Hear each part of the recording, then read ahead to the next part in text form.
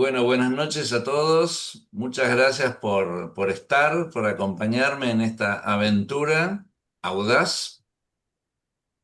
Muchas gracias por perseverar, porque no deja de ser difícil y desafiante para los legos como yo y como ustedes, como muchos de ustedes, poder seguir estos temas. Y hoy vamos a entrar en la espesura, como diría San Juan de la Cruz, solo que no es la espesura de Dios, sino la espesura de Stephen Hawking. Eh, lo elegí por varias razones. En primer lugar, porque es famoso, un ateo famoso, ¿no? Eh, no es solamente un científico, un físico matemático prestigioso, sino que además fue un divulgador de estos temas y un divulgador exitoso y con el componente además de su enfermedad que le dio a toda su presentación en sociedad como un dramatismo muy especial, ¿no? Eh, Son dos libros que yo estudié de él, son libros de divulgación. Uno es La historia del tiempo, que es del año 1988, donde algunas de estas ideas que él expone después ya están perfiladas claramente. Y el más conocido, por lo menos el más conocido para el gran público, es El Gran Diseño, The Grand Design, ¿no? Y este es del año 2010, o sea, bastante cerca de su muerte. Fue escrito en colaboración con otro físico. Eh, y el título del encuentro es El gran diseño sin diseñador. Y le agregué un subtítulo y la física como nueva metafísica. Un poco resumiendo lo que él va a decir. A nosotros nos interesa Hawking, vamos a decirlo así, como un adversario intelectual, ¿no? En el sentido de desarrollar este curso en diálogo y en contraste con un pensamiento totalmente antitético. Eso es un método muy bueno para el pensamiento, tener enfrente, por decir así, un pensamiento totalmente antitético, porque eso te permite enormemente la clarificación de tus propias ideas. Y a mí realmente haber, digamos, estudiado y padecido en algún punto los escritos de Hawking, me permitió esta clarificación realmente muy útil para mí. Espero que lo sea para ustedes. Es un poco difícil la clase de hoy. Tiene que ver con la cuestión cuántica. Hoy nos vamos a meter con cierta profundidad, la que yo puedo alcanzar, en la cuestión cuántica, porque él la usa, como veremos, como gran argumento para negar que exista justamente el diseñador. Bueno, partimos de un resumen muy breve de dos puntos de los dos encuentros anteriores. Por un lado, el concepto de el universo como historia, que decíamos en la reunión del jueves pasado, un universo que tiene un comienzo en el tiempo, o con el tiempo, o del tiempo, un desarrollo, ¿sí? Un desarrollo consentido, con la creación de las estrellas, con la nucleosíntesis de los elementos en las estrellas, con su entropía creciente, con la creación de posibilidades para la vida, que se da muy avanzada la historia del universo, y con ese final anunciado del Big Freeze, de esa máxima entropía, en donde ya no es posible la vida y la existencia de ningún ente particular. Bueno, este es el concepto de lo que hemos visto como el universo como historia. Y lo otro que vimos en los dos encuentros, en el primero y en el segundo, es la cuestión del ajuste fino que nos ocupó bastante, donde encontramos valores extraordinariamente exactos de las constantes fundamentales, contingentes, dijimos, que posibilitan la existencia de entes particulares y no solo de vivientes. Y entonces avanzamos un poco en esto y nos preguntamos si estos temas que vimos en, en los cursos anteriores, en los encuentros anteriores, nos pueden llevar a argumentar la existencia de Dios. Y vamos justamente a la postura de Hawking, que él se lo plantea con mucha claridad, con mucho interés, hasta yo diría con cierta preocupación, si estos temas que mencionamos no implican necesariamente un creador. Y dedica una parte muy importante de su libro, El Gran Diseño, a negar especialmente esta relación entre el Big Bang, por ejemplo, y el tema del ajuste fino con la existencia de un creador. Vamos a empezar leyendo un pasaje de la historia del tiempo que es sumamente interesante. Dice así Hawking, ¿no? Hasta ahora, la mayoría de los científicos han estado demasiado ocupados con el desarrollo de nuevas teorías que describen cómo es el universo, para hacerse la pregunta de ¿por qué? Es decir, los científicos no se han hecho la pregunta del por qué, sino solamente la del cómo. Por otro lado, la gente cuya ocupación es preguntarse por qué, los filósofos, no han podido avanzar al paso de las teorías científicas. En el siglo XVII, los filósofos consideraban todo el conocimiento humano, incluida la ciencia, como su campo, y discutían cuestiones como ¿tuvo el universo un principio? Sin embargo, en los siglos XIX y XX, la ciencia se hizo demasiado técnica y matemática para ellos y para cualquiera, excepto para unos pocos especialistas.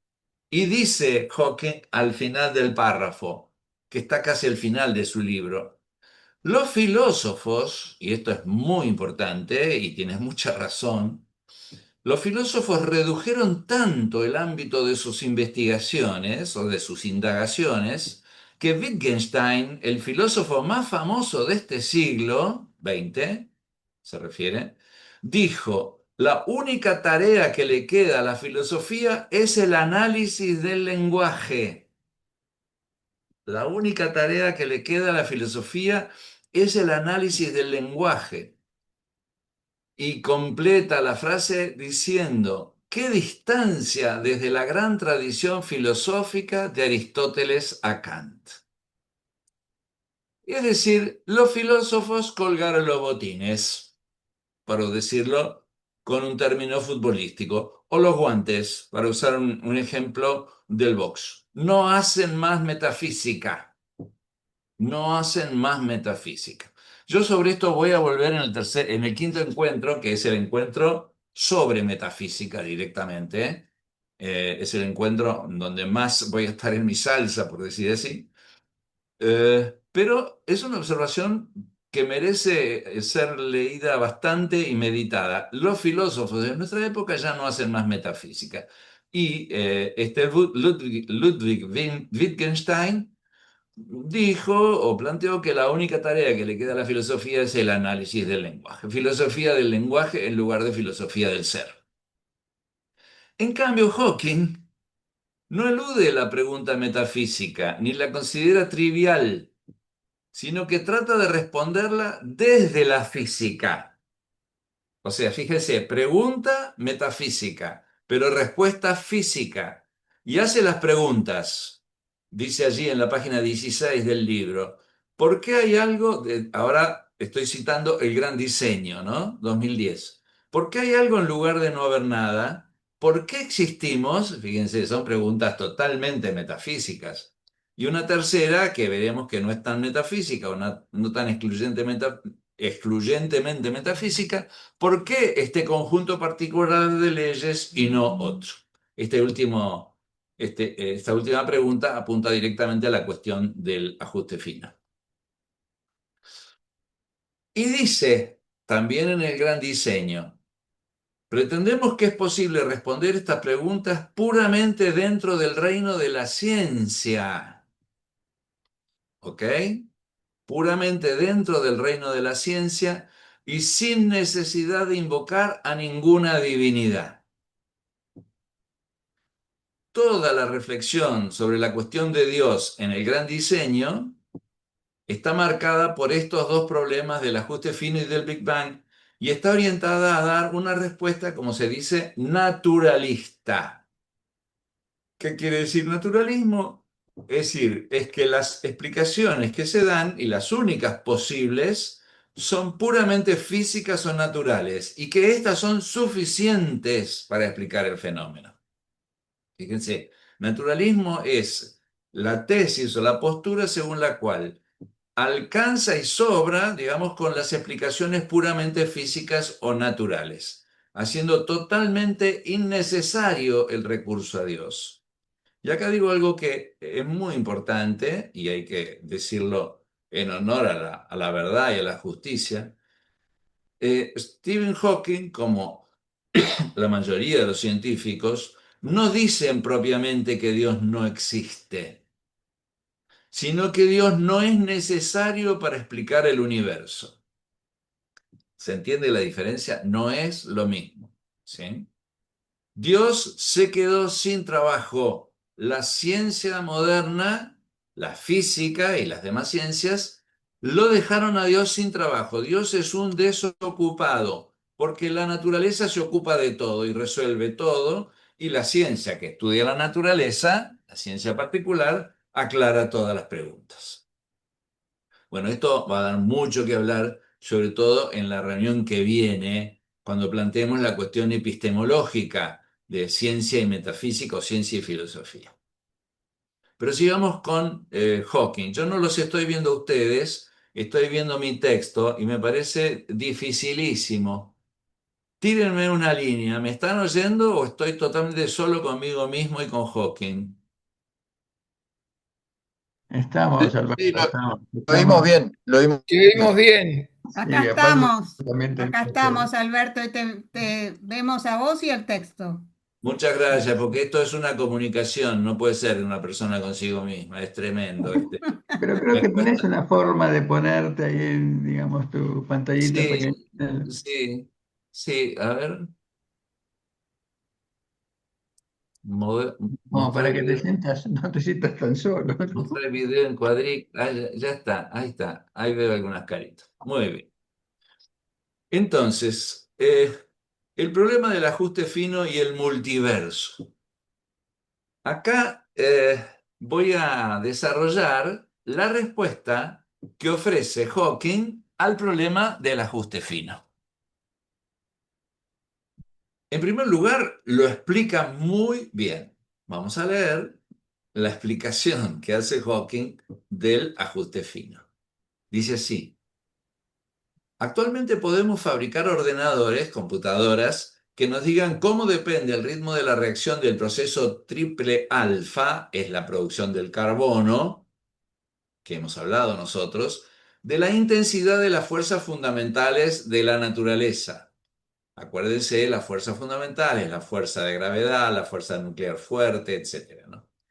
Esos cálculos muestran que una variación de tan solo un 0,5% en la intensidad de la fuerza nuclear fuerte o de un 4% en la fuerza eléctrica, es decir, en la electromagnética, destruiría casi todo el carbono o casi todo el oxígeno de cualquier estrella y por lo tanto la posibilidad de vida tal como la conocemos.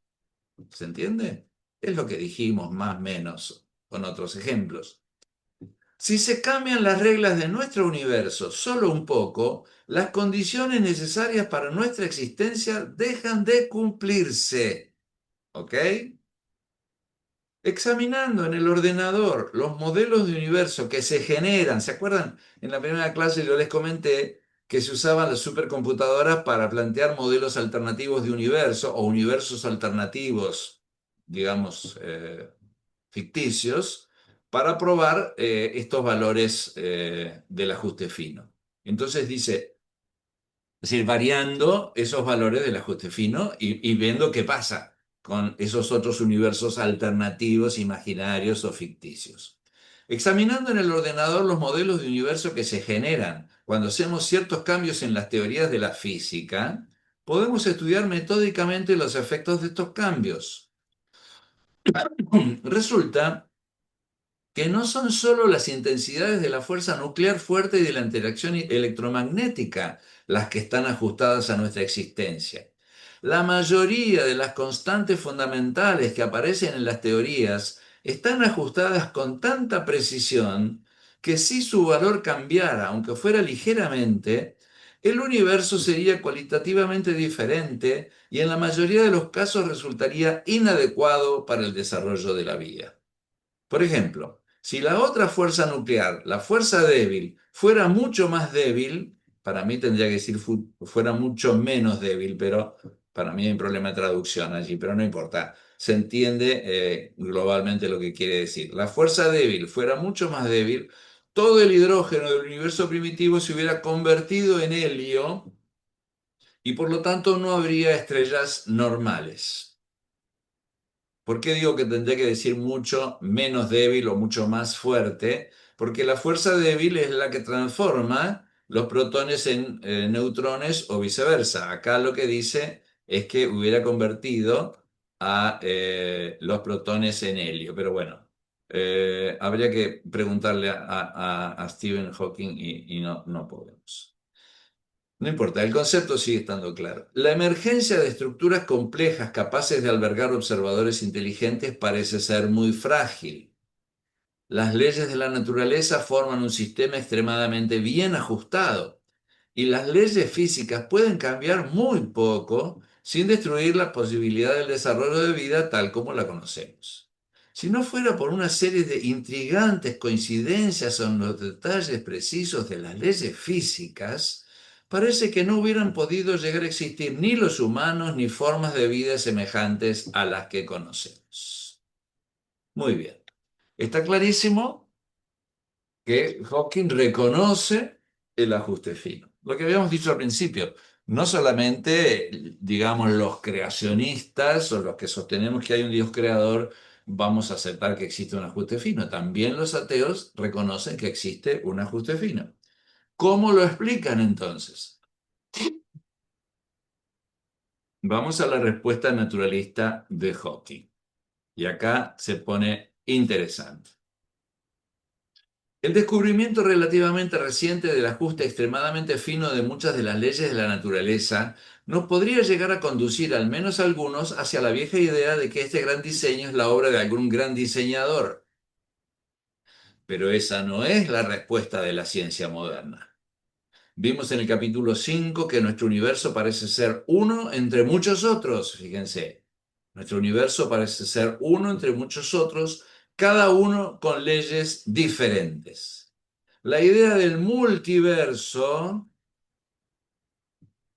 no es una noción inventada para justificar el milagro del ajuste fino, sino que es consecuencia de la condición de ausencia de límites y de muchas otras teorías de la cosmología moderna.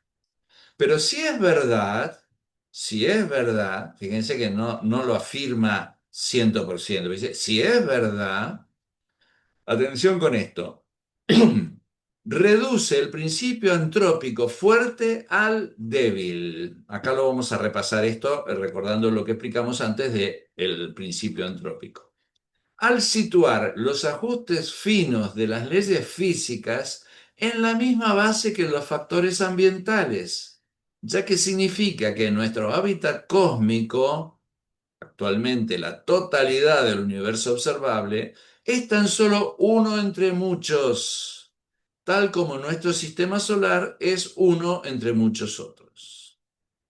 Ello quiere decir que, de la misma manera que las coincidencias ambientales de nuestro sistema solar, atención, fueron convertidas en irrelevantes al darnos cuenta de que existen miles de millones de sistemas planetarios, los ajustes finos en las leyes de la naturaleza pueden ser explicados por la existencia de miles de millones de universos. ¿Se entiende? Mucha gente a lo largo de los siglos ha atribuido a Dios la belleza y la complejidad de la naturaleza que en su tiempo parecían no tener explicación científica. Pero así como Darwin y Wallace explicaron cómo el diseño aparente milagroso de las formas vivas podía aparecer sin la intervención de un ser supremo, el tema de la evolución, El concepto de multiverso puede explicar el ajuste fino de las leyes físicas sin necesidad de un creador benévolo que hiciera el universo para nuestro provecho. Ustedes se acuerdan el tema del principio antrópico débil y fuerte. Principio antrópico débil se refiere al entorno de nuestro sistema solar y a la privilegiada posición de la Tierra dentro del sistema solar. Es decir, se refiere al tema que dimos en el curso del año pasado. Lo que explican los científicos, o la forma que tienen de explicar los científicos, es que como existen tantos sistemas solares en el universo, en nuestro universo, no es casual que en alguno de estos sistemas, el nuestro, las condiciones del sistema solar y de la Tierra se den favorables a la vida, como hemos estudiado el año pasado. Esto es el principio antrópico débil, aplicado al sistema solar. El principio antrópico fuerte, decíamos en la primera clase, se refiere a todo el universo, que también tiene una serie de condiciones óptimas para la vida, el ajuste fino, que aquí se explica con la recurrencia al multiverso. Es decir, hay millones de universos, ¿sí? Alguno tenía que tener las condiciones de ajuste fino que tiene el nuestro. ¿Y cuál? Por supuesto, el nuestro, porque somos los observadores que requieren un universo con estas características. ¿Se entiende? Es el principio antrópico fuerte como una especie de demostración, entre comillas, de la existencia del multiverso. Dado que existimos, tienen que existir miles de millones de universos, de manera que estadística o probabilísticamente al menos uno, el nuestro, tenga el ajuste fino que necesitamos. ¿Se entiende? Acá, un poco malignamente, yo pongo, es difícil no verse tentado a reducir el argumento a un modus tollendo ponens, lógica clásica. O hay un multiverso o hay un creador. No puede haber un creador, por lo tanto debe haber un multiverso. Ese es Alberto el que lo dice, ¿no? Es decir, irónicamente. Pero lo dice también Mary Jane Rubenstein, una filósofa de la religión americana, que en un libro que se llama Worlds Without End, The Many Lives of the Multiverse, ¿sí?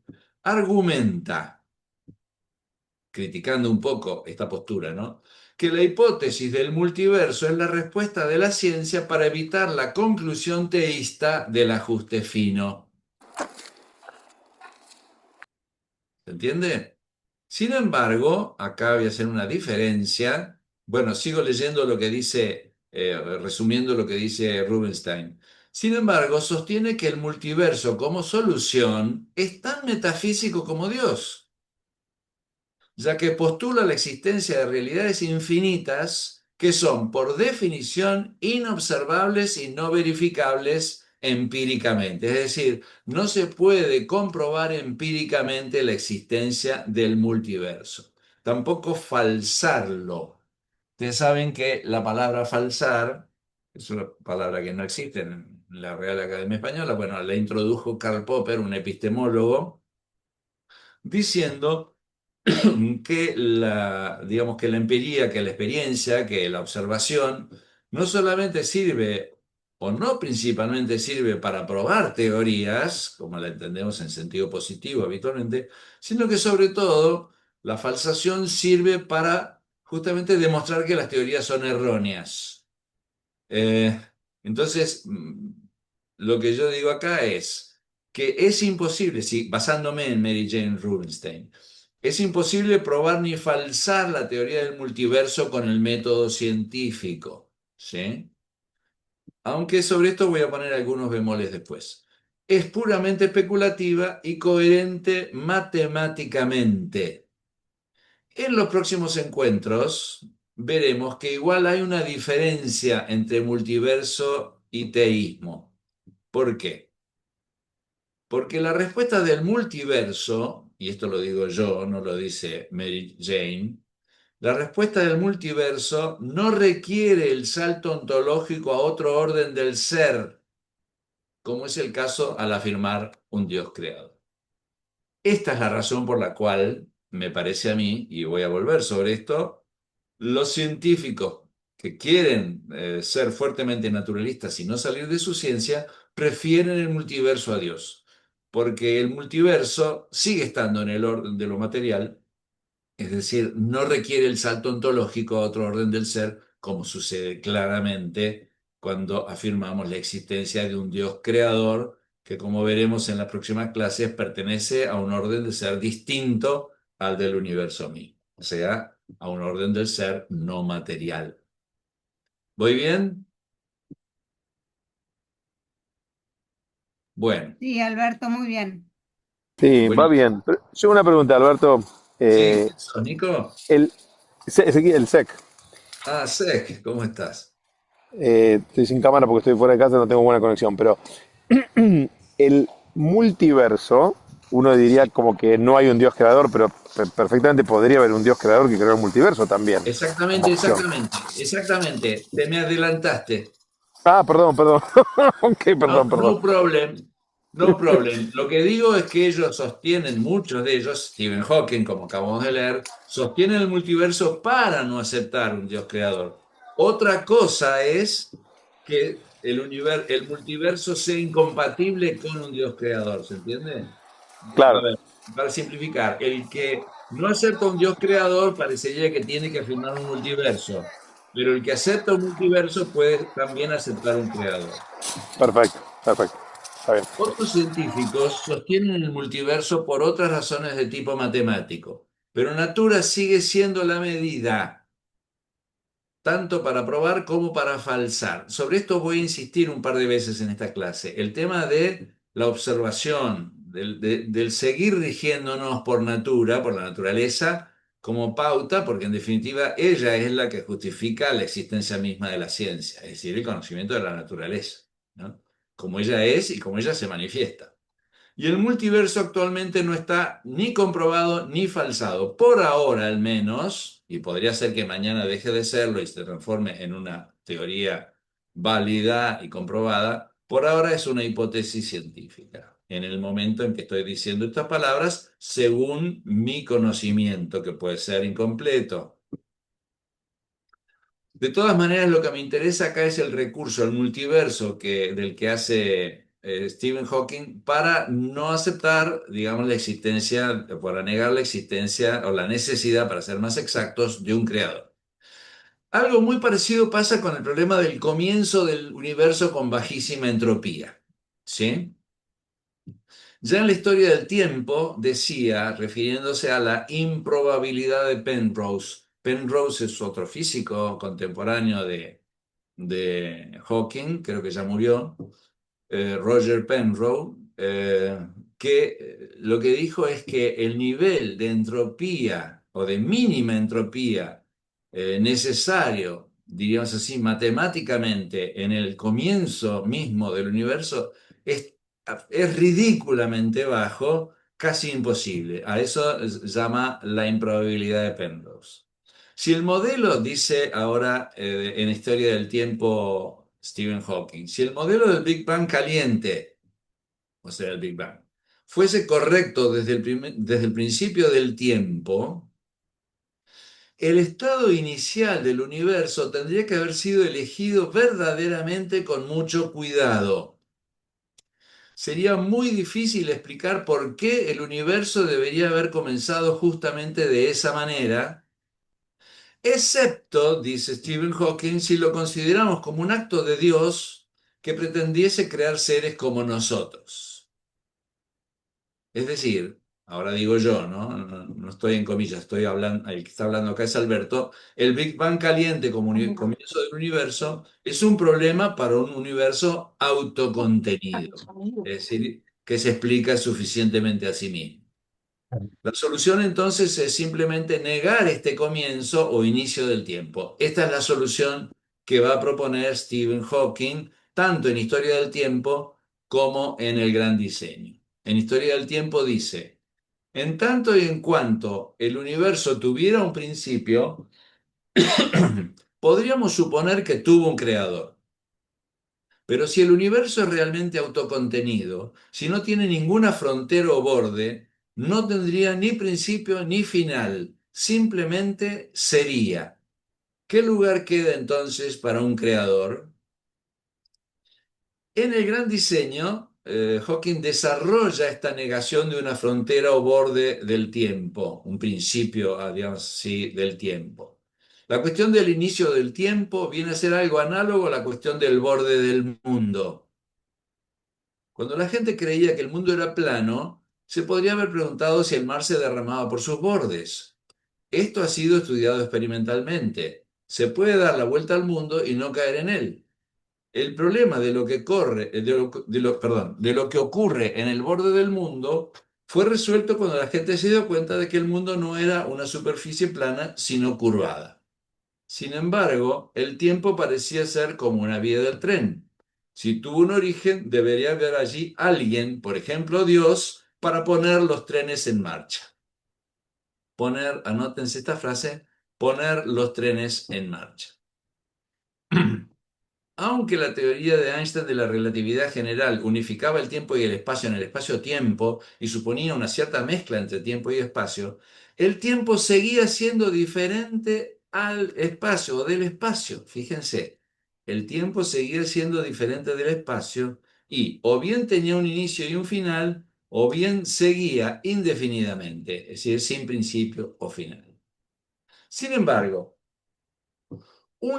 atención, una vez que incorporamos los efectos de la teoría cuántica a la teoría de la relatividad general, en algunos casos extremos, la deformación puede llegar a ser tan grande que el tiempo se comporte como una dimensión del espacio.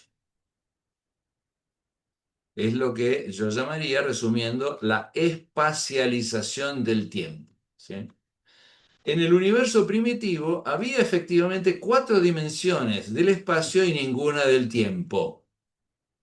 Ello significa que cuando hablamos del inicio del universo no tenemos en cuenta la cuestión sutil de que en un universo muy primitivo no existía un tiempo como el tiempo que conocemos ahora.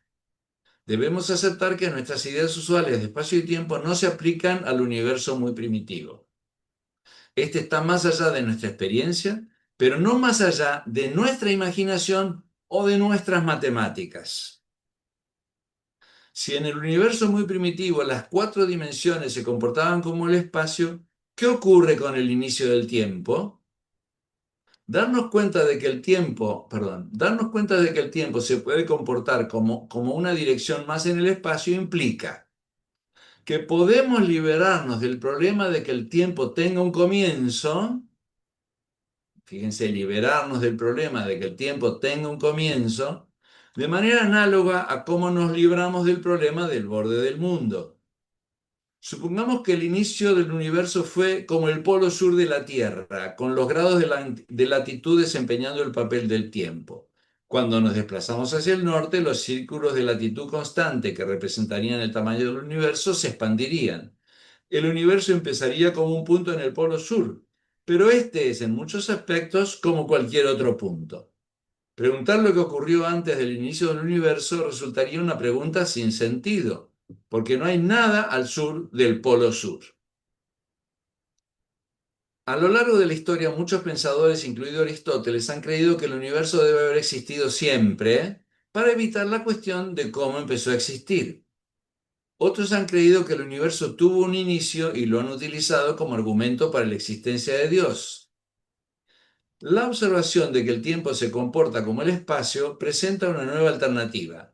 Elimina la objeción inmemorial a que el universo tuviera un inicio y significa además que el inicio del universo fue regido por las leyes de la ciencia y de que no hay necesidad de que sea puesto en marcha por ningún Dios.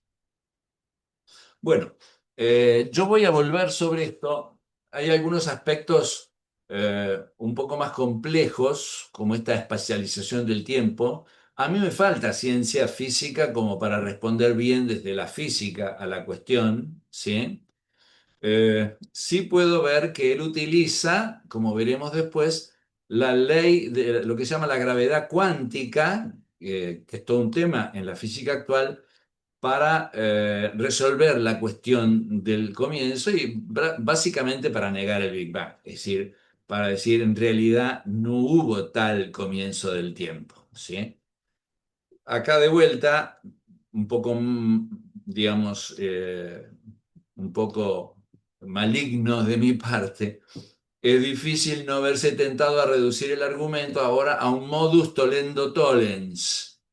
Si hay un comienzo del tiempo, es necesario afirmar un Dios. No se puede afirmar un Dios, por lo tanto, no debe haber un comienzo del tiempo. Bueno, yo voy eh, acá voy a dejar de presentar porque lo que, ¿cómo se llama? Lo que viene ahora es más como las clases anteriores. A ver, ¿cómo hago para dejar de presentar, no? Qué misterio.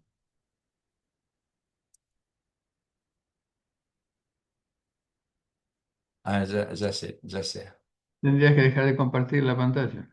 Dejar de compartir, sí, ahí está. Ahí estoy. Buenísimo. Qué lindo ver caras. Muchas gracias por estar ahí. Yo sé que antes estaban, pero era durísimo. Lo que acabamos de hacer es la primera mitad de la clase y además estoy bastante a tiempo, estoy bien con los tiempos, porque la segunda mitad tiene su complejidad también y hay varias cosas que yo quisiera aclarar. Una de ellas es la que sé que me planteaste recién porque es importante, ¿sí? Eh, Antes de seguir, quiero recordar que Tomás de Aquino decía que filosóficamente, científicamente, no se podía demostrar que el mundo tuviera un comienzo temporal. Y sin embargo decía que era creación. O sea, aunque no tuviera un comienzo temporal, sería creación igual porque dependería en el ser del creador. Él decía que el comienzo en el tiempo lo sabíamos solamente por la Biblia, por la revelación. Pero bueno, sobre eso vamos a volver y bastante en las próximas reuniones. ¿Qué pensar o qué decir de todo lo que hemos leído de Stephen Hawking, ¿no? A mí esta clase me costó más que las otras, justamente por mi ignorancia, y tuve que profundizar un poco y informarme, ¿sí? Lo primero es que el ángulo desde el cual menciona la posible necesidad de un creador es cuestionable desde el principio, el ángulo. Me refiero a estas fisuras en el universo autocontenido, o como lo llama Richard Dawkins, un ateo combativo muy interesante que vamos a utilizar y leer y comentar y cuestionar en la clase que viene, que es biólogo, ¿sí? Richard Dawkins, que tiene un famoso libro que es apologético ateo, es decir, escrito deliberadamente para convertir a la gente al ateísmo. Muy gracioso, este inglés. Habla de los gaps,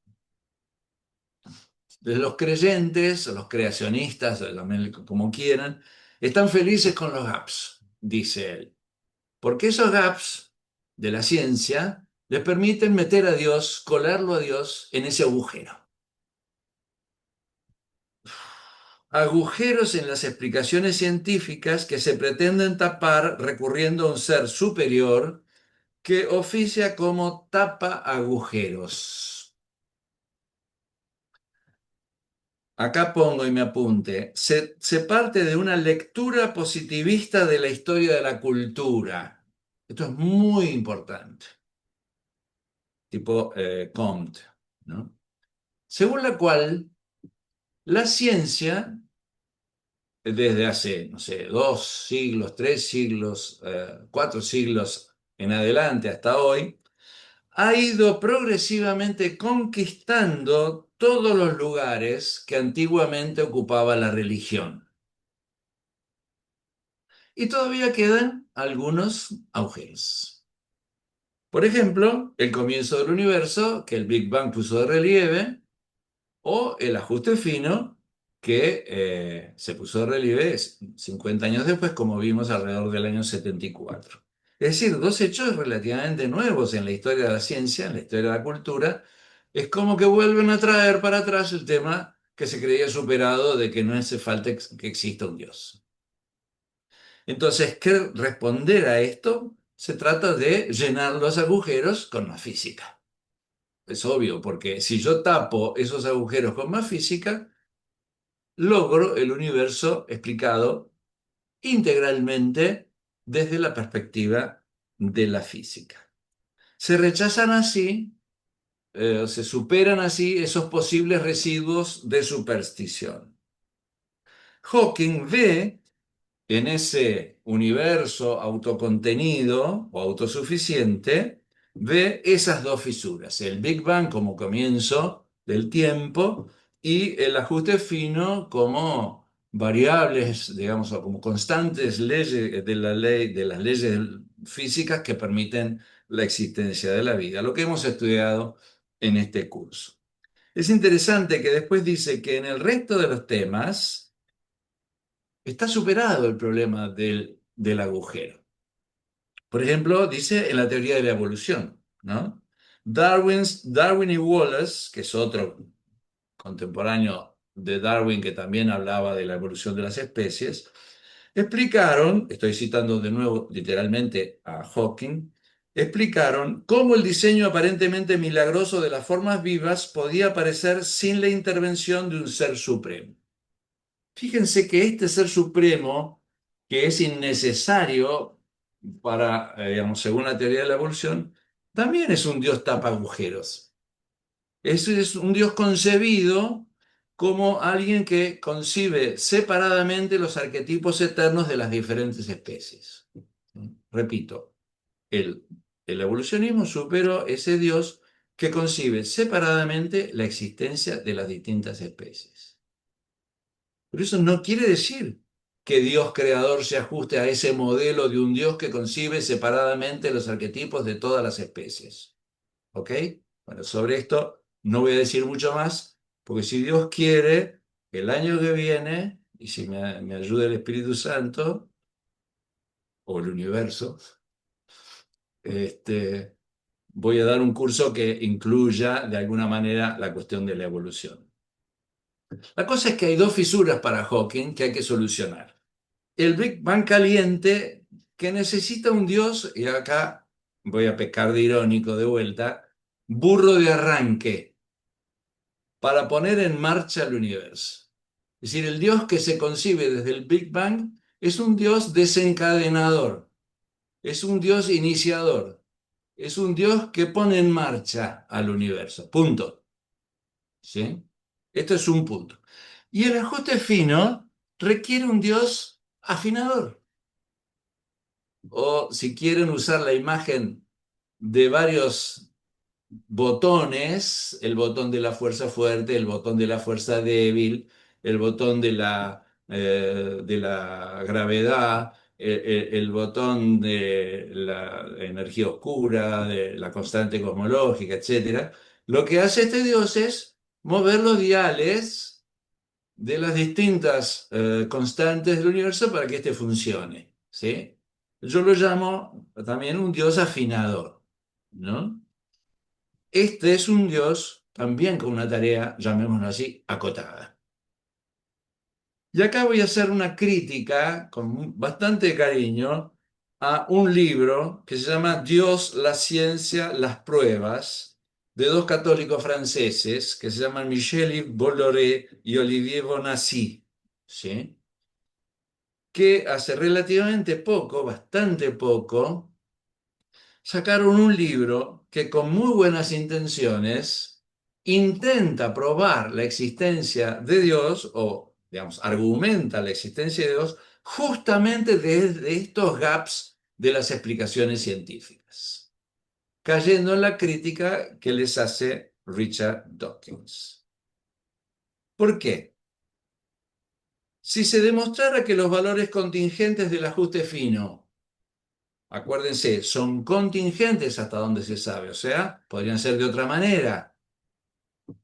Si se demostrara que son necesarios desde una teoría válida, más profunda, como dicen, y vale señalar acá que Albert Einstein soñaba con ese momento de encontrar una teoría física más profunda que demostrara los valores del ajuste, o digamos, de las constantes del universo. Todavía no se hablaba de ajuste fino. Pero él pensaba que se podía llegar a una teoría científica más profunda que demostrara lo que empíricamente registramos en cuanto a los valores de las distintas fuerzas, etc., ¿no? Vale decir que esta demostración y esta teoría más profunda todavía no se alcanzó, aún hoy, 100 años después de Einstein. Pero se sigue buscando y se podría encontrar, ¿sí? Se podría encontrar. La masa del neutrón que mencionamos en este curso como esencial para que el neutrón decaiga en protón y no viceversa, y no a la inversa, ¿sí? No sería la que es porque simplemente es, sino porque tiene que ser, si se lograra esa demostración. Y entonces el dios de los diales sería totalmente innecesario. O, o, si se confirma la teoría de Penrose de la cicatriz en el Baby Universe. Roger Penrose, todos los físicos hacen distintas especulaciones sobre el universo, sobre el multiverso, etcétera, que saben que en cierta forma son especulaciones. Roger Penrose lo tenía o lo tiene, no sé si vive todavía, muy claro que son especulaciones, las suyas, que hablan de un carácter cíclico, la vieja teoría cíclica. Nuestro universo empezó con el Big Bang y va a terminar con el Big Freeze, pero antes de nuestro universo había otro. ¿Se entiende?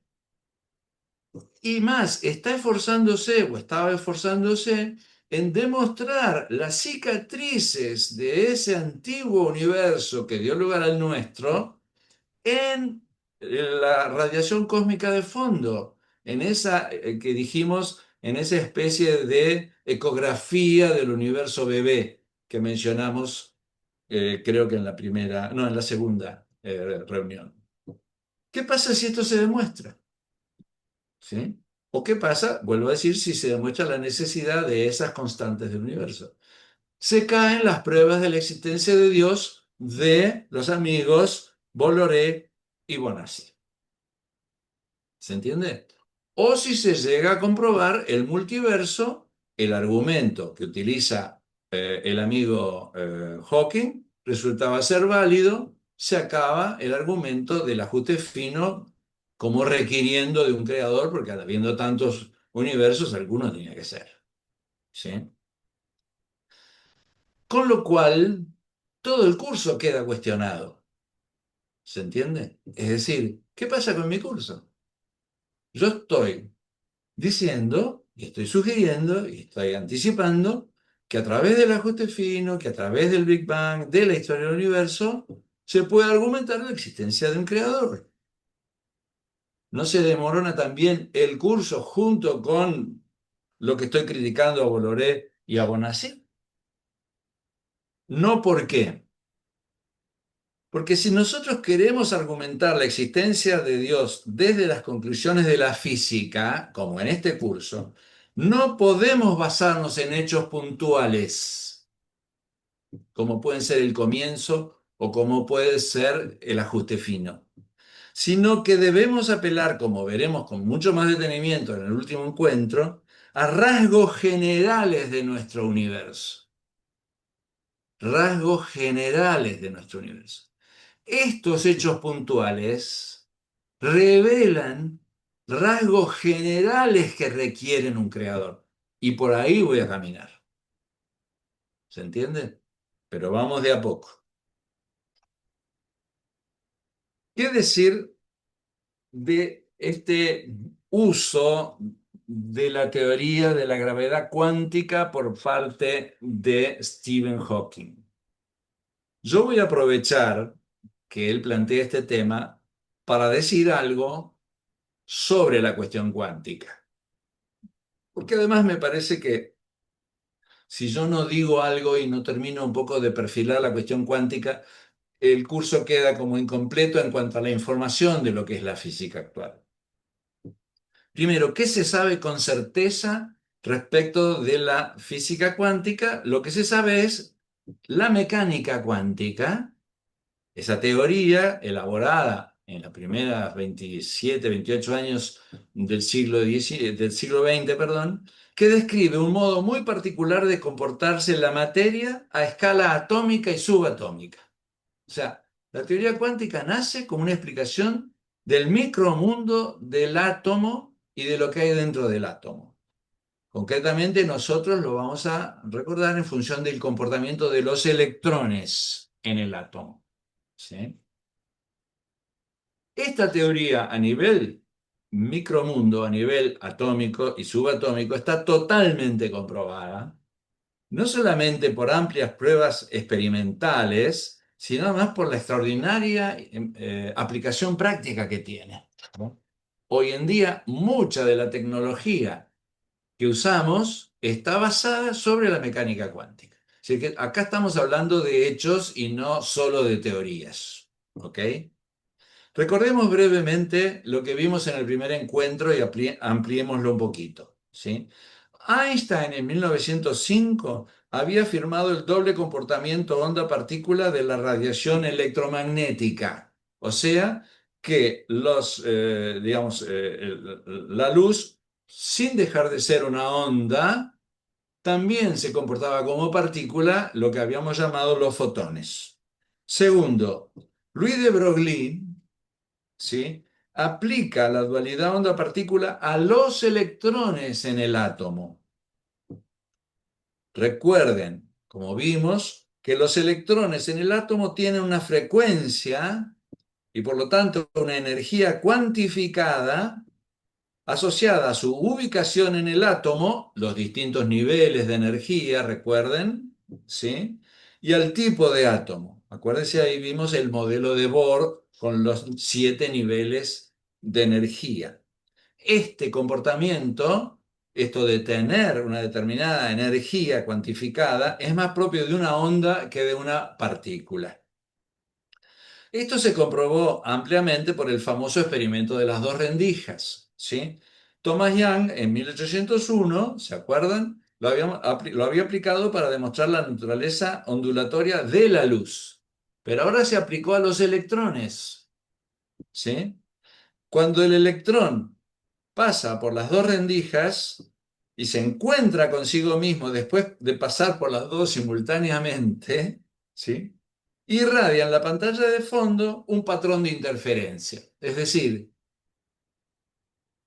este electrón puede pasar al mismo tiempo por las dos rendijas y al encontrarse consigo mismo después se comporta como una onda y no como una partícula, es decir, patrón de interferencia.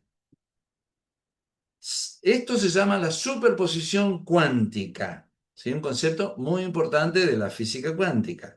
No es que se parta en dos partes para pasar por cada rendija, sino que el electrón, y esto es difícil de entender para unas mentes cuadradas como la mía, existe en un estado de superposición donde su posición no está definida. Interferencia consigo mismo. Esto se lo permite su naturaleza ondulatoria. Mientras viaja, el electrón no es una partícula con una trayectoria fija, sino una onda que viaja por todos los caminos posibles simultáneamente antes de chocar contra la pantalla. La superposición cuántica significa que una partícula, al comportarse como onda, puede existir en múltiples estados o lugares simultáneamente. Estas son las cosas difíciles de entender y de imaginar, pero son así. Créeme, porque es la pura, como decíamos cuando éramos jóvenes. Ahora bien, este comportamiento de onda y la superposición cuántica se da solo mientras nadie esté midiendo por cuál de las dos rendijas pasa el electrón. El acto de observar o de medir, poniendo un detector, hace colapsar el comportamiento ondulatorio del electrón en un fenómeno que se denomina decoherencia, todo seguido. En ese momento el electrón se ve forzado a elegir un solo camino, elegir entre comillas, porque no es que elegir un solo camino, comienza a comportarse como partícula y el patrón de interferencia desaparece. En otras palabras, la observación, a través de un instrumento, rompe con el comportamiento cuántico, o digamos, con el comportamiento ondulatorio del electrón y lo transforma en una, digamos, lo vuelve a recomponer en forma de partícula. Acá viene algo que voy a decir muy poquito, que es el principio de incertidumbre de Heisenberg, que es un temón, o también llamado de indeterminación. Si Heisenberg, en el año 27, estableció que a nivel subatómico es imposible medir a la vez la posición y la velocidad de una partícula. ¿Sí? Es imposible a nivel subatómico medir a la vez la posición y la velocidad de una partícula. No se trata de un error ahora de los instrumentos de medición, sino de una propiedad fundamental de la naturaleza a nivel cuántico. A nivel cuántico, el comportamiento de la naturaleza es este de una indeterminación o de una probabilidad, justamente porque es ondulatorio y no particular y no corpuscular. Y acá una anécdota con respecto a Albert Einstein. Pobre Einstein, a él no le gustó la forma en que evolucionó la física después de su juventud, ni en el orden macrocósmico con el tema del Big Bang, recuerden que terminó aceptándolo, ni en el orden microscópico con el tema del principio de indeterminación de Heisenberg, que le molestaba profundamente. A Einstein no le convencía la teoría cuántica porque le molestaba, estoy leyendo, esta indeterminación y probabilidad en el mundo atómico y subatómico. La famosa frase de Einstein, Dios no juega a los dados. Él no aceptaba que a nivel subatómico la naturaleza fuera intrínsecamente impredecible y se comportara de manera probable y no determinística. Mientras que la física clásica permitía predecir resultados exactos, la cuántica solo ofrecía probabilidades. Y ahí hubo un gran debate con un grandísimo físico de la época, que era Niels Bohr, que le dijo, Einstein, déjate de decirle a Dios qué hacer con sus dados. Bueno, eso es anecdótico, pero marca toda una polémica muy fuerte que hubo por aquellos años entre Niels Bohr y Albert Einstein. De esta teoría y de este carácter, digamos, ondulatorio del átomo y probabilístico de su comportamiento, nace el modelo atómico que resultó ser prácticamente definitivo hasta el día de hoy, que es el modelo atómico de Schrödinger. ¿Sí? En el año 1926 incorpora este comportamiento cuántico y probabilístico a los electrones. ¿Sí? Basándose en los niveles de energía de Niels Bohr, él le agrega el concepto de los orbitales. ¿Sí? No puedo entrar en muchos detalles sobre esto, es muy interesante, pero lo que dice es que en cada uno de esos 7 niveles de energía del átomo hay unos orbitales, no órbitas, sino orbitales, que son como regiones o nubes de probabilidad de ubicación de cada electrón. Hay orbitales con 2 electrones, como los orbitales tipo S. Hay orbitales de 6 electrones, como los orbitales tipo P. Y de así se saca la conocida configuración electrónica de los átomos, que algunos lo habrán torturado en el colegio con este tema. ¿Sí? Por el principio de indeterminación de Heisenberg, no se puede determinar con precisión a la vez la posición y la velocidad del electrón dentro de ese orbital. Bueno, la cosa es que eh, ese modelo de átomo de Schrödinger, más allá de que después se le fueron agregando partículas, es interesante porque por los años 50, 60, 70 salían partículas de todos lados, ¿sí? En la física teórica. ¿Sí? Cada científico sacaba una partícula, descubría una partícula nueva, el bosón, el otro, qué sé yo, el gluón, ¿cómo se dice? El positrón, bueno, hay un montón. Cada vez más complejo, ¿sí? Tanto que un físico, cuando dio el discurso de recepción del premio Nobel, dijo, No sé, dice, a nosotros nos dan un premio por descubrir una partícula, pero habría que poner una multa al que descubre una partícula. Porque eran tantas las partículas que... Por eso, hoy en día hay bastantes más partículas en el átomo de las poquitas que yo les expliqué estrictamente necesario para explicar los temas de este curso. Pero estas partículas básicas fueron muy razonablemente explicadas cómo juegan por justamente Schrödinger. Recuerden todo lo que vimos de la energía del electrón, del estado fundamental, cuando el electrón está en su nivel propio, cuando recibe energía de afuera, pega saltos cuánticos a otros niveles, otras posiciones electrónicas. Eso después, cuando vuelve a su estado fundamental, emite energía. Cuando hablamos del hierro incandescente, es un ejemplo, cuando emite luz, en realidad son los electrones están volviendo a su nivel fundamental de energía y están emitiendo energía en forma de radiación electromagnética, o sea, de luz. Lo que vimos también de las células fotoeléctricas, etcétera, tiene todo que ver con este tema de la energía cuantificada de los electrónicos. Pero lo más importante que nos tiene que quedar a nosotros de toda esta explicación que di recién es lo siguiente. El comportamiento cuántico del electrón, es decir, el hecho de tener una energía propia, un nivel de energía propia, ¿sí? Lo preserva de colapsar en el núcleo que lo atrae por la fuerza electromagnética. Es decir, es fácil.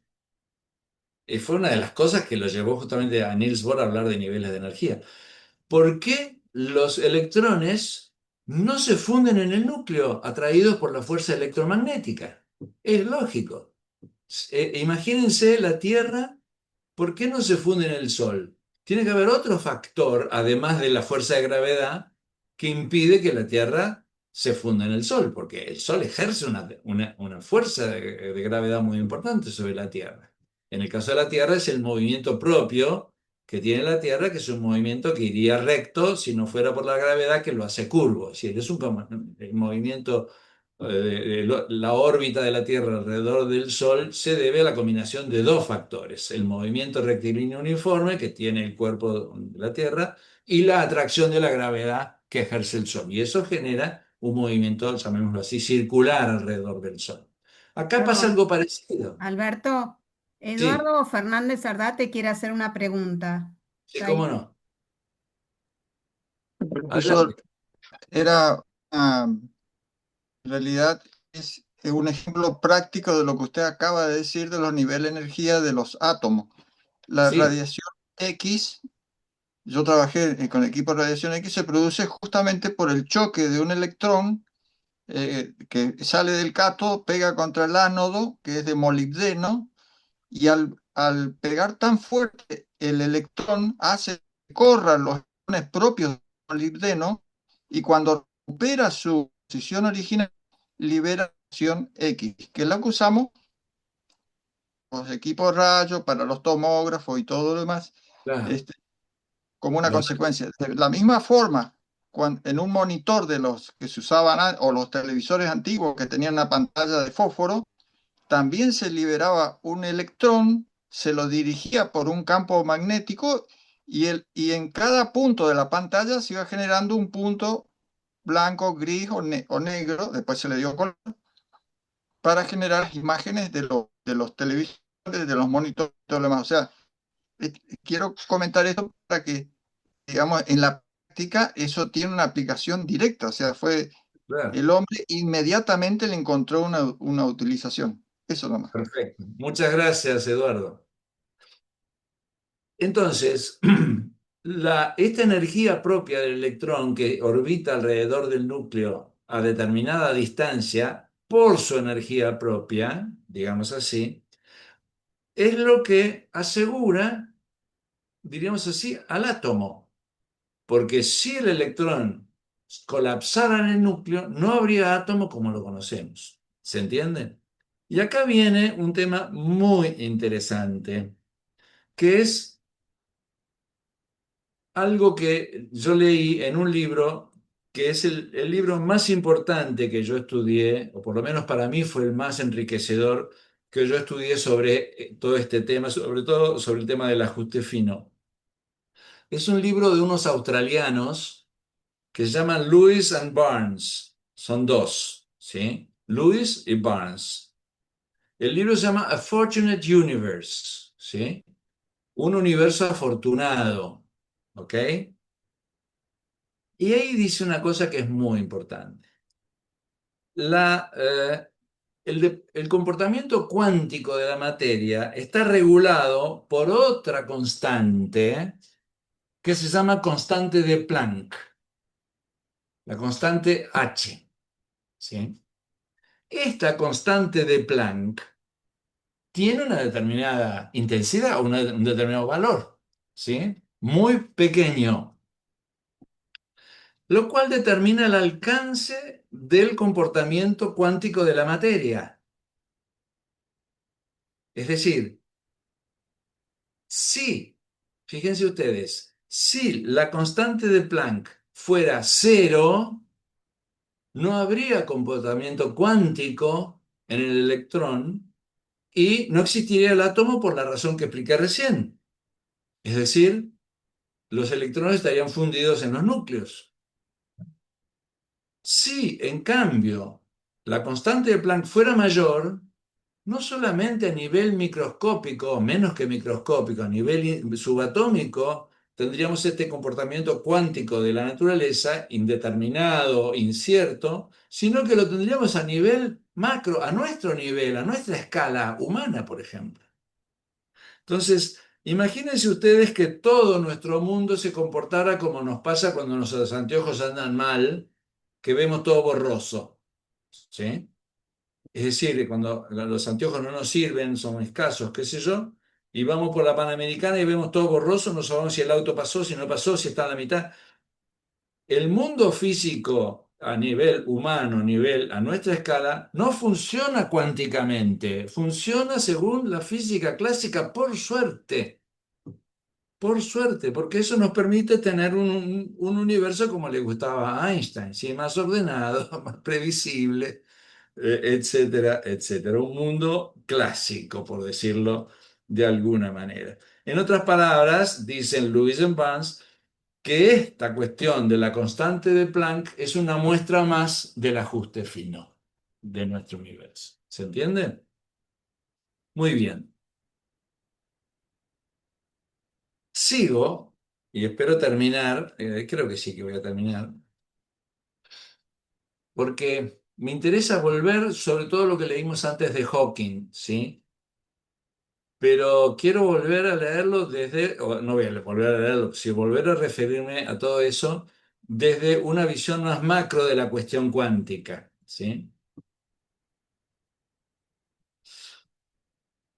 Nosotros estudiamos dos grandes teorías físicas en este curso. Una, la teoría de, digamos así, la mecánica cuántica, el modelo estándar, digamos, de partículas a nivel micro, a nivel atómico y subatómico, y a nivel cosmológico, macro, el modelo del Big Bang caliente, como dice Hawkins, etc. Es decir, las dos clases que vimos. La primera se refería a una teoría física, al mundo micro, y la segunda a otra teoría física para el mundo macro. ¿Qué pasa entre estas dos teorías físicas? Desde hace 100 años o más, los físicos están tratando de unificarlas, más de conciliarlas, porque matemáticamente son incompatibles. A esto, el gran diseño llama el santo grial de la física, el santo grial de la física, lo que los físicos quieren lograr, o también le llaman teoría cuántica de la gravedad. Cuántica de la gravedad. La gravedad se refiere más al macrocosmos, ¿no? Es decir, aplicación del mundo cuántico y de lo cuántico al mundo macro para unificar.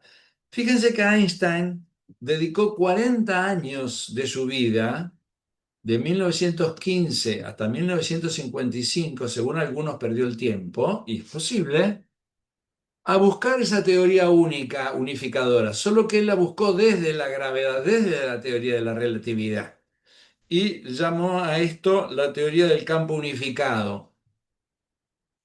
En cambio, desde hace menos tiempo, desde hace unos 50 años en adelante, se busca unificar las dos teorías más desde la teoría cuántica.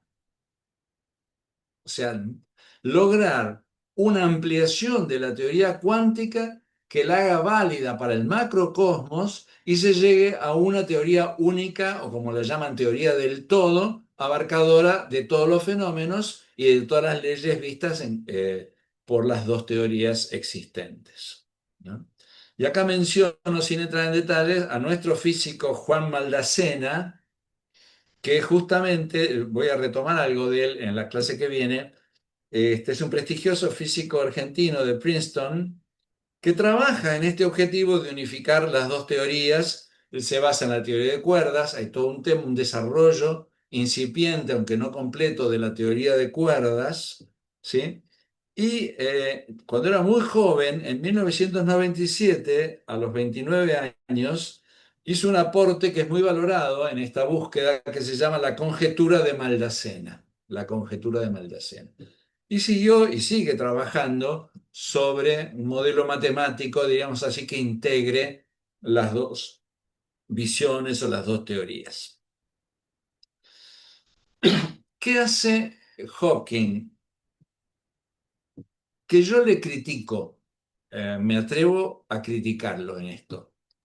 Él aplica los efectos de la teoría cuántica de la gravedad, ¿sí?, a la solución del problema de las fisuras o, digamos, de tapar el agujero, ¿no? Fíjense, antes habíamos leído que dice, una vez que incorporamos los efectos de la teoría cuántica a la teoría de la relatividad general, ¿ven? Una vez que incorporamos los efectos de la teoría cuántica a la teoría de la relatividad general, lo que les dije recién que se está intentando, en algunos casos extremos, la deformación puede llegar a ser tan grande que el tiempo se comporte como una dimensión del espacio. Es decir, él aplica la teoría cuántica de la relatividad para decir que no hubo comienzo del tiempo, porque en realidad en esa situación el tiempo se funde o se termina resolviendo en el espacio. Y algo muy parecido hace con el multiverso, porque él entiende el multiverso como una superposición cuántica de millones de universos diferentes, todos reales a la vez, como había superposición cuántica de los electrones que pasaban por las dos rendijas, o del electrón que pasaba por las dos rendijas. El universo, dice, es otro texto que no leí, el universo no tiene una existencia única o una historia única.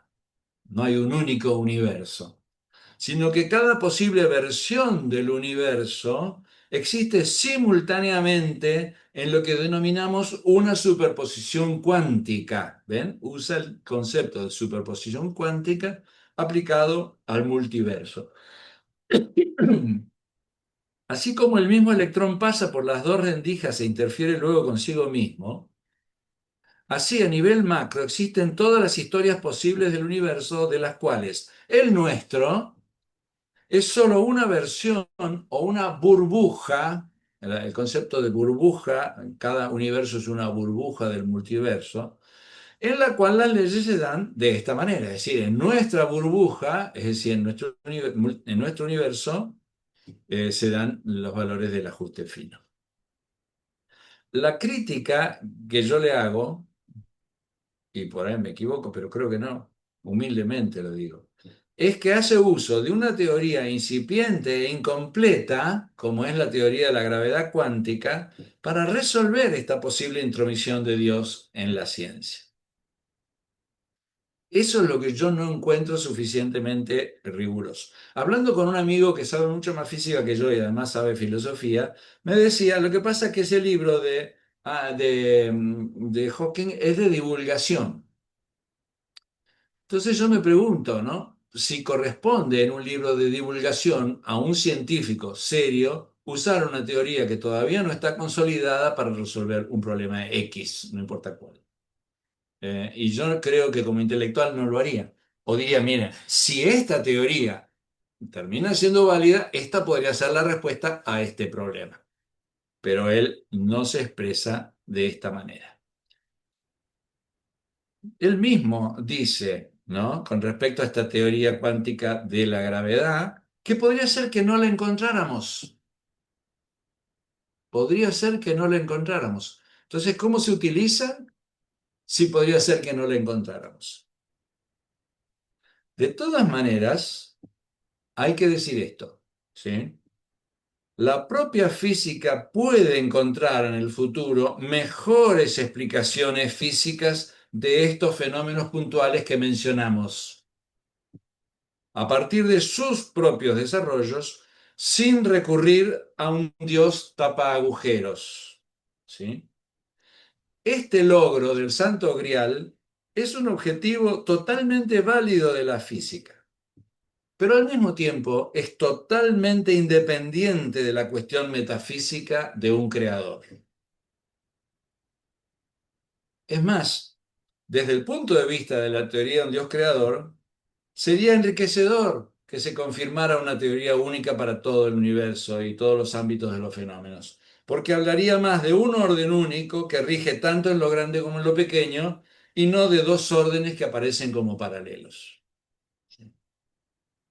Pero si se llegara a esa teoría única, a esa teoría del todo, a esa teoría cuántica de la gravedad, esto no demostraría que Dios es innecesario para explicar el universo, porque la necesidad de la existencia de Dios para el universo no pasa por tapar un agujero, sino, como dije antes, por rasgos generales del universo que nos llevan, como veremos en el quinto encuentro, que nos conducen a la necesidad de que exista este creador. Lo mismo pasa con el multiverso, ¿no? Es decir, decíamos antes, el multiverso lo ayuda a Hawking a negar la existencia de la necesidad de este Dios tapagujeros.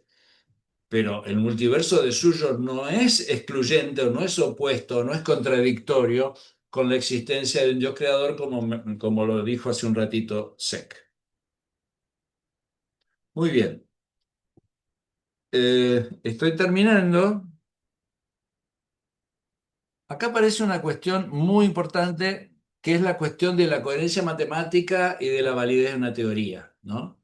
Que una teoría sea consistente desde el punto de vista matemático no implica de suyo que sea válida explicación de la naturaleza, porque le falta lo que yo llamo el veredicto de natura, es decir, le falta el componente observacional que nos dice que eso que tan bellamente manifiestan nuestras ecuaciones corresponde a la realidad del mundo físico, llamémoslo así, exterior.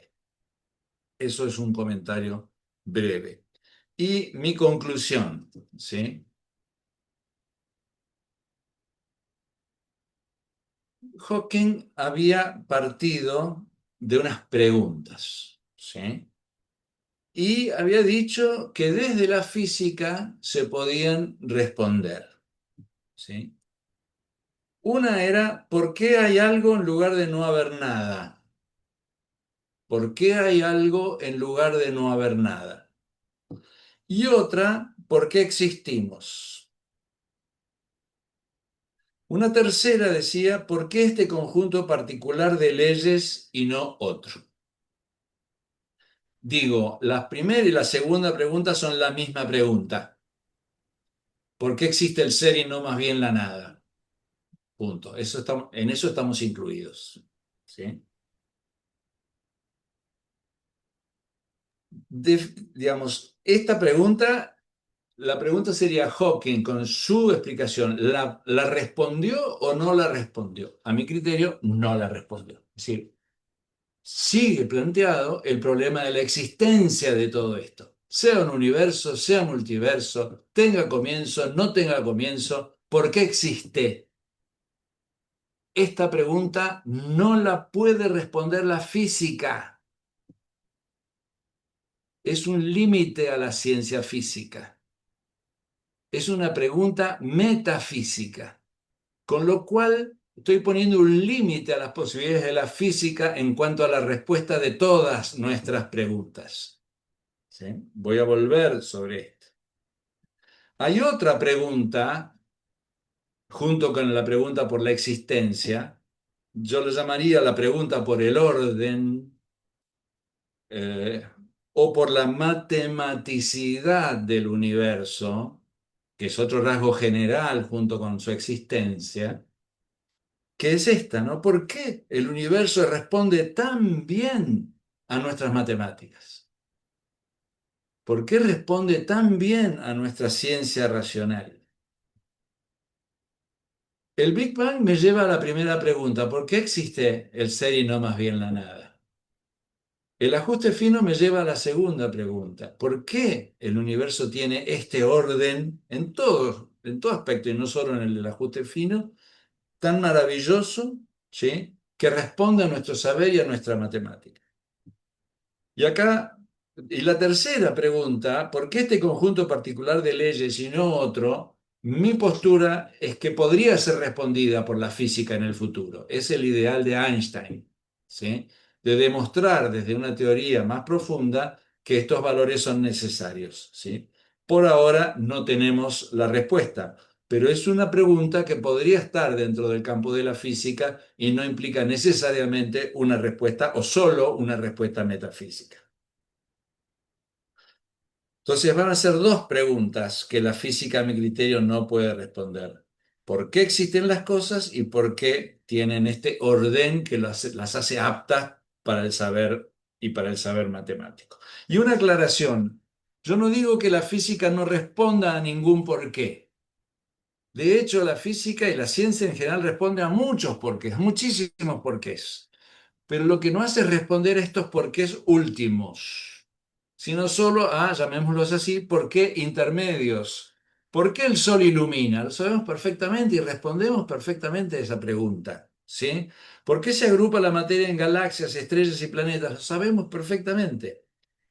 Pero no puede la física responder a las preguntas que el propio Hawking formuló. Tampoco respondería a estas preguntas una teoría del todo, ese santo grial que no hemos encontrado. Porque las preguntas que hace Hawking son las preguntas por el ser, por el mismo existir de todo, haya o no comenzado el universo, sean unos o múltiples los universos, etc. Es la pregunta metafísica por excelencia, que o bien existe una ciencia metafísica que la puede responder, o bien se responde solo desde una fe religiosa, o bien no tienen respuesta. Esa sería mi conclusión. Bueno, Alberto, sí, un pequeño comentario y después una reflexión. Baldacena es un creyente ferviente. sí, sí, sí, lo sé. Este, Lo que no tengo claro, Polo, y te lo voy a decir porque lo voy a estudiar de acá a la semana que viene, es si él no separa como demasiado drásticamente la ciencia de su fe. Lo tengo que ver, ¿sí? bueno, Él es católico práctico, ¿sí? sí, sí. Pero me parece Y, que hace como un deslinde muy claro y no ve tanto en la ciencia un camino hacia Dios. Pero bueno, sería anticiparme un poco, ¿sí? Es un creyente ferviente, sí, sí. sí, mira, y la reflexión que quiero hacer es volviendo a lo que decía el doctor Comar del orden que hay en el universo.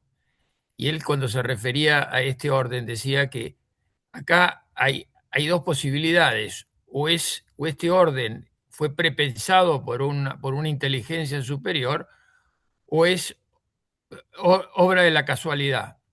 Ujú, Entonces, si nosotros suponemos esta segunda hipótesis de que es obra de la casualidad, decimos, bueno, ¿cuál es la probabilidad de que esto sea obra de la casualidad? Y la probabilidad tiende a cero, ¿no? No podemos entrar en...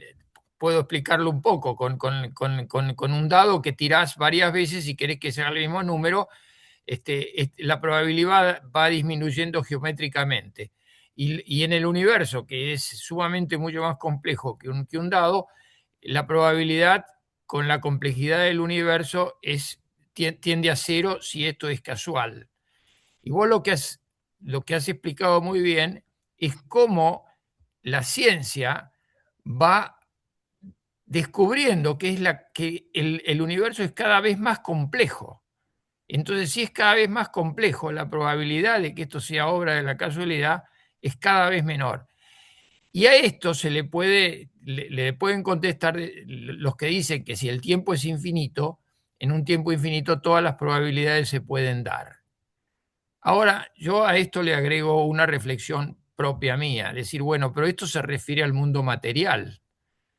Pero ¿qué pasa con las cosas inmateriales como las matemáticas? Porque las matemáticas son una serie de relaciones que están y que el hombre ha ido descubriendo. El teorema de Pitágoras, por ejemplo, no es un invento de Pitágoras, es una elaboración que ha permitido después desarrollar la trigonometría, y la trigonometría ha permitido desarrollar la teoría de las ondas, etcétera, etcétera. Esto es inmaterial. Esto es algo que no se puede, eh, ¿cómo te podría decir? Ver, pero está. Y esto está siendo utilizado por el hombre para ir penetrando. La matemática es un gran instrumento de la ciencia para ir penetrando la realidad, pero es inmaterial. Bueno, eso es lo que quería decir. Totalmente de acuerdo. Yo en la última clase pensaba hacer referencia a esto mismo, del carácter objetivo de las relaciones y necesario de las relaciones matemáticas como algo que claramente excede a la subjetividad humana y claramente excede en algún sentido al mismo universo, ¿no? Aunque está en él. Así que estoy totalmente de acuerdo, Polo, muy bueno. Bueno, gracias a vos, ¿eh? Bueno, a todos, muchísimas gracias. ¿Alguna otra pregunta? Bueno, vamos entrando en la espesura. Ok, un abrazo. Hasta Chao, luego. gracias, Hasta luego. Alberto. Chao. Chao, María, gracias. Muchas gracias.